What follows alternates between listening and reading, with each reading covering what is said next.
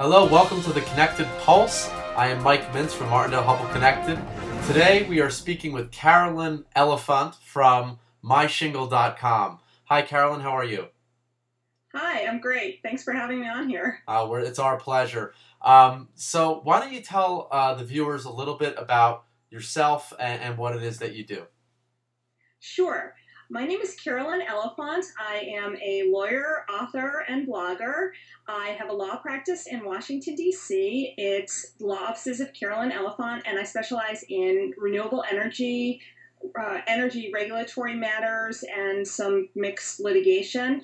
I also, in December 2002, started the website or the blog, myshingle.com. It's the longest running website for solo and small firm practitioners, and it spotlights the accomplishments of solos. It has a whole bunch of resources from forms to articles on starting a practice and 7 years of great content.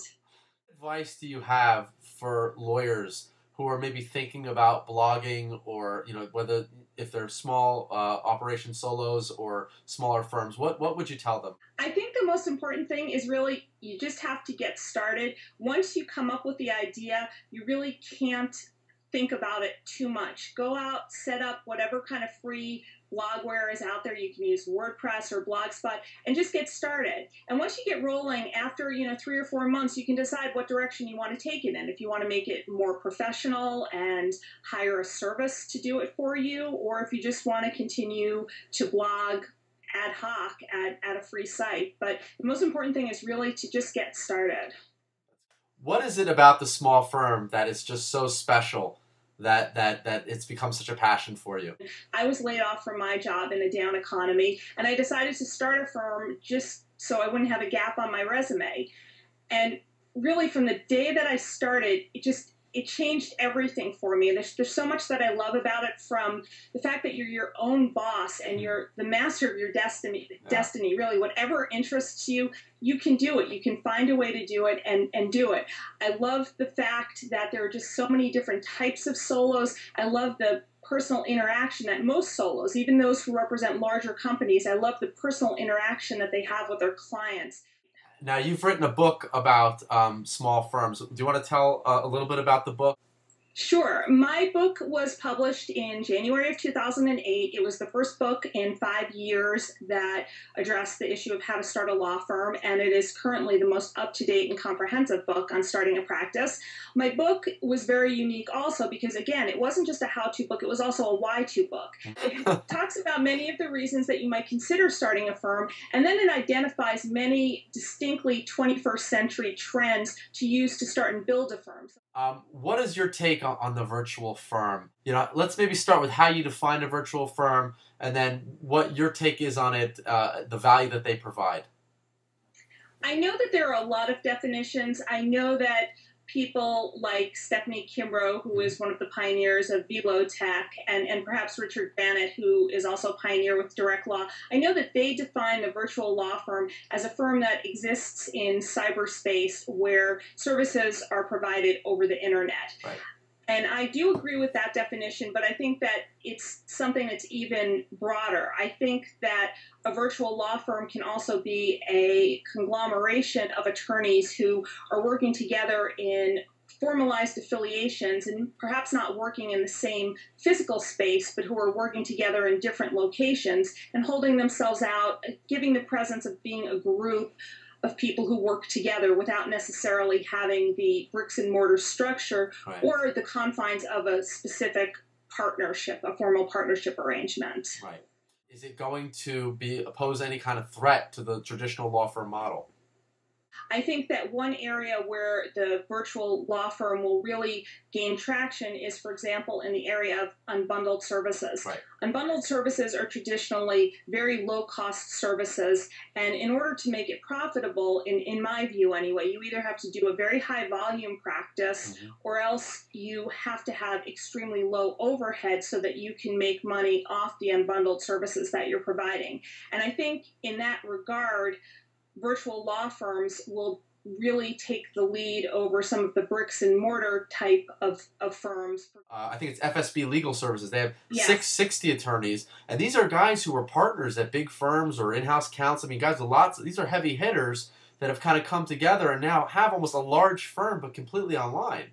So what do you think the impact on the larger firm is going to be when you're competing with a service like FSB?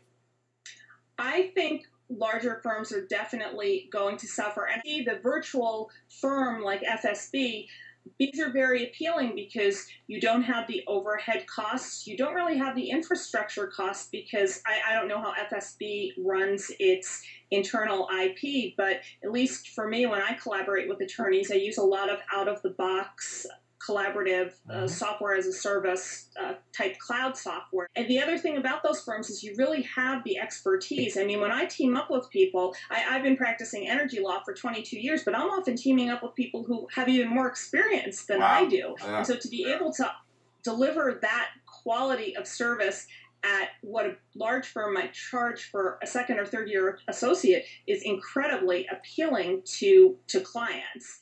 At this point, I want to turn to a segment of the show that we call Inside the Lawyer's Studio. And so we are going to ask you 10 questions which are from the show Inside the Actor's Studio and see what your responses are to those questions. So let's go ahead and get started. So what is your favorite word? Oh my gosh. Favorite word. I like the word spurious. And I like pamplemousse, which is the French word for grapefruit. What is your least favorite word? When the word clearly or obviously is used in a brief. So I would say that those two, at least in the context of a brief, can't stand them. Okay. Now, what gets you excited? What turns you on?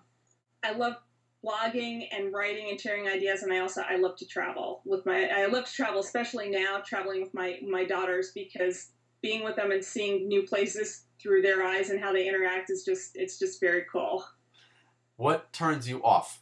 I don't like people who are like rude or conceited. And the other thing that turns me off, I have to concede, is even though one reason why I've worked at home is to be able to spend time with my daughters, I hate school events. I hate going to school meetings. I hate the PTA. I cannot stand any of that stuff. Please leave me alone. Let my daughters do it themselves. I don't want to be bothered. Right. What sound or noise do you love?